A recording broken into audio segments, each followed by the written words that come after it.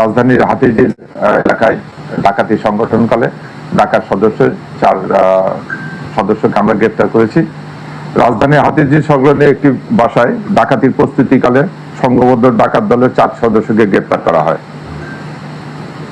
এই সময় তাদের কাছ থেকে 2টি বিদেশি পিস্তল, 2টি ম্যাগজিন, 5 রাউন্ড গুলি, 1টি খেলনা পিস্তল, 3টি চাপাতি, 5টি ককটেল, 1টা স্পাইক ড্যাগার, চলচ্চিত্রের শুটিং ইউনিটের 2টি কার্ডও পাওয়া গেছে তাদের নিকট থেকে।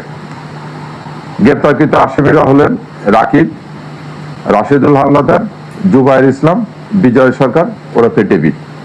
গোয়েন্দা তথ্যের ভিত্তিতে রাজধানীর হাতিরঝিল সংলগ্ন বাড্ডার সর্দার গলির একটি বাসায় ডাকাতির পরিকল্পনা বিষয়টি জানতে পারে ডিবি গুলশান বিভাগ। এটা জানার পরে ডিবি গুলশান বিভাগের প্রায় 40 জন সদস্য আমরা সেখানে ডিপ্লয় করি। তারা বিভিন্ন ডিসগাইজে ওখানে অবস্থান করে।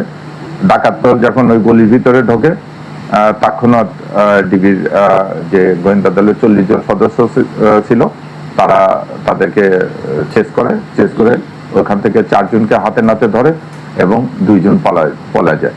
যে 4 জনকে গ্রেপ্তার করেছে তাদের ভিতরে রাকিব যে ডাকাতকে গ্রেপ্তার করেছে তার নামে ইতিপূর্বে 10টা মামলা আছে, ডাকাতি এবং মাদকের সহ 10টা মামলা আছে। বিজয় সরকার তার নামে 6টা ডাকাতি মামলার আছে। এরা একাধিকবার পুলিশের হাতে গ্রেপ্তার হয়েছে। এই ডাকাত দলের বিরুদ্ধে আমরা অন্যান্য খোঁজ খবর নিচ্ছি এবং তাদের বিরুদ্ধে আইনগত ব্যবস্থা গ্রহণ এটা প্রক্রিয়াধীন আছে। এটা একটা বিষয় গেল। আর একটা বিষয় হয়েছে যে রাজধানীর উত্তর এলাকা থেকে আমাদের রমনা টিম এক ব্যক্তিকে গ্রেপ্তার করেছে।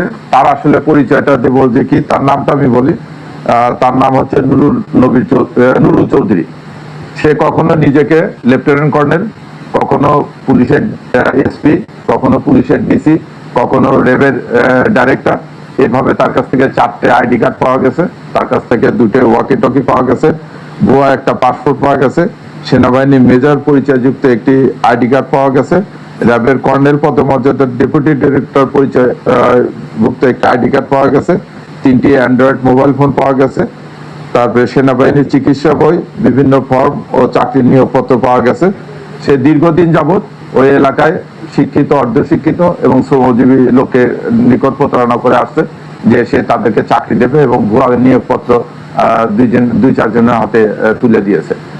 তার এই বিষয়টি আমাদের নলেজে আসার পর ডিবি রমনা বিভাগ তাকে গ্রেপ্তার করে এই উক্ত মালামাল উদ্ধার করেছে। ধন্যবাদ।